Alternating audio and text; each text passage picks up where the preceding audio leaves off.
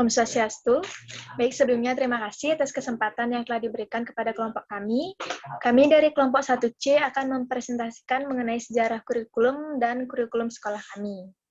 Sebelum itu, kami akan memperkenalkan diri terlebih dahulu. Saya Desi dan rekan saya Sentane. Baik, langsung saja untuk presentasi pertama akan dibawakan oleh rekan saya Sentane. Kepada Sentane, dipersilakan. Baik, terima kasih atas waktu yang telah diberikan kepada saya. Di sini saya akan menjelaskan tentang sekolah impian kami. Sekolah impian kami bernama SMPN Harapan Indonesia. Adapun alasan atau filosofi terpenting dalam membangun sekolah ini. Yang pertama yaitu mempersiapkan generasi bangsa Indonesia yang berkualitas.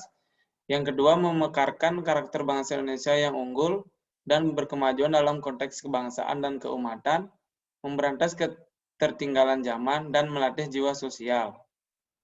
Adapun visi dan misi dari SMPN Harapan Indonesia. Visinya yaitu menghasilkan lulusan yang unggul, berkarakter, serta dapat memberikan kontribusi pada bangsa, negara, maupun dunia. Misinya yaitu meningkatkan keimanan dan ketakwaan kepada Tuhan Yang Maha Esa, mengembangkan pendidikan karakter, menciptakan suasana pembelajaran yang aktif, inovatif, kreatif, efektif, menyenangkan, dan berbobot, mewujudkan siswa yang berprestasi, meningkatkan kompetensi siswa agar mampu bersaing untuk melanjutkan ke jenjang pendidikan yang lebih tinggi, dan mewujudkan suasana kekeluargaan antar warga sekolah. Adapun sejarah kurikulum di Indonesia. Menurut Undang-Undang Nomor 20 Tahun 2003, kurikulum yaitu seperangkat rencana atau pengaturan mengenai tujuan, isi, dan bahan pelajaran serta cara yang digunakan sebagai pedoman penyelenggaraan kegiatan pembelajaran untuk mencapai tujuan pendidikan tertentu. Ada beberapa kurikulum yang pernah dipakai di Indonesia, yaitu dari tahun 1947 sampai 2013. Kurikulum pertama yaitu tahun 1947. Kurikulum ini lebih fokus pada pendidikan pikiran dan pendidikan karakter. Dilanjutkan dengan kurikulum 1952, yaitu cikal bakal sistem pendidikan Indonesia. Pada kurikulum ini sudah ada mata pelajaran dan silabus sebagai isi materi. Kemudian kurikulum 1964, yakni pendidikan yang menerapkan program Pancawardhana. Sedangkan kurikulum 1968 merupakan kurikulum yang bertujuan untuk membentuk manusia Pancasila sejati. Kurikulum 1975 adalah sistem pendidikan memiliki orientasi pada tujuan dengan harapan dapat lebih efektif dan efisien. Kurikulum 1984 adalah kurikulum menggunakan metode CBSA atau cara belajar siswa aktif. Kemudian kurikulum 1994 dan suplemen kurikulum 1999 terdapat perubahan waktu pelajaran dari semester ke catur bulan. Tujuan pengajaran menekankan pada pemahaman dan keterampilan menyelesaikan soal atau permasalahan. Kemudian dilanjutkan dengan kurikulum 2004 yang lebih dikenal dengan KBK, kurikulum berbasis kompetensi, yakni perpaduan antara pengetahuan, keterampilan, dan sikap. Namun KBK dianggap kurang memuaskan bagi guru atau tenaga pengajar. Kurikulum 2006 atau KTSP, guru diberikan kebebasan dalam merancang pembelajaran yang sesuai dengan lingkungan atau kondisi sekolah. Kemudian yang terakhir yaitu kurikulum 2013 adalah kurikulum yang akan kami pakai di sekolah impian kami dengan karakteristik pengembangan keseimbangan antara pengembangan sikap spiritual dan sosial, rasa ingin tahu, kreativitas, dan kerjasama dengan kemampuan intelektual dan psikomotor. Adapun struktur kurikulum sekolah kami dan mata pelajaran serta alokasi waktu belajar per minggu yang sudah tertera dalam slide.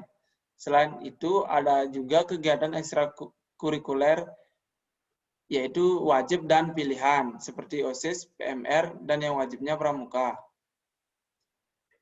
Sekian dari presentasi saya. Presentasi selanjutnya akan dilanjutkan oleh rekan saya. Untuk waktu saya persilakan. Baik, di sini saya akan melanjutkan presentasi. Adapun metode pembelajaran yang akan kami gunakan di sekolah impian kami itu sebagai berikut. Yang pertama ada example non-example. Ini merupakan media pembelajaran yang menggunakan media gambar untuk menunjang pembelajaran. Berikut ini merupakan langkah-langkah dalam menerapkan metode example non-example. Yang selanjutnya yaitu ada metode pembelajaran picture and picture, di mana guru menggunakan media gambar untuk menerangkan materi. Berikut merupakan langkah-langkah dari metode picture and picture ini.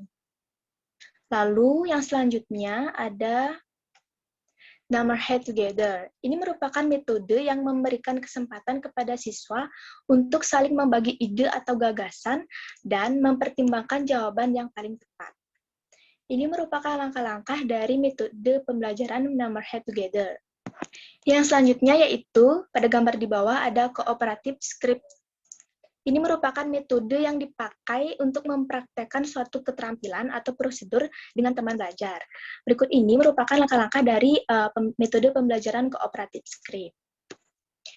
Untuk selanjutnya, yaitu ada Student Team Achievement Division. Ini merupakan paling sederhana serta mengandung strategi pembelajaran yang kooperatif. Berikut ini merupakan metode-metode atau langkah-langkah dari penggunaan metode pembelajaran Student Team Achievement. Lalu yang di bawahnya yaitu ada Jigsaw. Ini didesain untuk meningkatkan rasa tanggung jawab siswa terhadap pembelajarannya sendiri ataupun pembelajaran orang lain. Berikut merupakan langkah-langkah dari penerapan metode pembelajaran Jigsaw. Selanjutnya yaitu ada problem-based introduction, yaitu peserta didik dibawa ke dalam pemecahan masalah, berpikir kreatif, kritis, mandiri, dan aktif. Berikut ini merupakan langkah-langkah dari metode pembelajaran problem-based introduction. Yang selanjutnya yaitu ada artikulasi. Seperti gambarnya, ini seperti pesan berantai. Artinya, apa yang telah diberikan oleh guru, seorang siswa wajib meneruskannya kepada siswa lain. Berikut ini merupakan langkah-langkah dari penerapan metode pembelajaran artikulasi. Dan yang terakhir yaitu ada mind mapping, yaitu metode pembelajaran dengan menggunakan peta konsep seperti pada gambar yang tertera di slide. Berikut ini merupakan langkah-langkah dari menerapkan metode mind mapping ini. Baik, itulah metode pembelajaran yang akan kami gunakan di sekolah impian kami. Adapun strategi pembelajaran yang kami gunakan yaitu ada 5. Yang pertama yaitu strategi discovery learning. Jadi siswa diharapkan dapat mengorganisasi sendiri pembelajarannya dengan melalui tahap-tahapan sebagai berikut ini. Yang selanjutnya yaitu ada strategi problem-based learning. Ini merupakan strategi yang bercirikan adanya permasalahan nyata sebagai konteks untuk para peserta didik belajar berpikir kritis dengan melalui tahapan berikut ini. Lalu, yang ketiga yaitu ada strategi inquiry, yaitu mempersiapkan situasi bagi anak untuk melakukan eksperimen sendiri melalui tahapan-tahapan berikut ini. Seperti yang tertera di slide, di sana ada 5 tahapan-tahapan. Yang keempat, yaitu ada pembelajaran berbasis proyek, yaitu melibatkan siswa langsung terhadap kerja proyek dengan melalui tahapan-tahapan berikut ini. Yaitu di sini ada 6 tahapan, dari penentuan proyek sampai dengan evaluasi proses dan hasil proyek. Dan yang terakhir, yaitu ada strategi pembelajaran ilmiah atau scientific. Ini merupakan pembelajaran di mana peserta didik secara aktif mengonstruk tema atau prinsip dengan melalui tahapan-tahapan berikut ini. Di sini ada 5 tahapan. Nah, itulah tadi strategi yang akan kami gunakan. Lalu yang selanjutnya, evaluasi pembelajaran yang akan kami gunakan yaitu sebagai berikut. Di sini ada 3 penilaian, yaitu penilaian pengetahuan, sikap, dan keterampilan. Yang pertama yaitu ada penilaian pengetahuan. Di sini ada 3 bagian, yaitu tes tertulis, bisa berupa ulangan harian, ulangan akhir semester, maupun tengah semester. Yang kedua yaitu lisan. Lisan di sini dapat berupa perintah, kuis, maupun tanya jawab. Dan yang ketiga yaitu penugasan individu maupun kelompok. Yang selanjutnya yaitu penilaian sikap. Di sini ada dua, yaitu melalui teknik observasi yang dapat dilakukan pada saat jam pembelajaran maupun di luar jam pembelajaran. Dan yang kedua yaitu penilaian diri sendiri dan antar teman. Yang ketiga yaitu keterampilan. Yang pertama itu ada kinerja, yaitu mengukur capaian pembelajaran berupa keterampilan proses atau hasil. Yang kedua yaitu penilaian proyek, yaitu mengetahui kemampuan siswa dalam mengaplikasikan pengetahuannya melalui penyelesaian suatu tugas dalam kurun waktu tertentu. Dan yang terakhir yaitu ada rekaman penilaian autentik yang memperkuat kemajuan dan kualitas pekerjaan peserta didik, yaitu disebut portofolio. Baik, hanya sekian yang dapat kami sampaikan pada video presentasi kali ini. Mohon maaf jika ada kata maupun perilaku yang kurang berkenan. Kami tutup presentasi dengan mengaturkan para mesanti. Om Santi, Santi, Santi.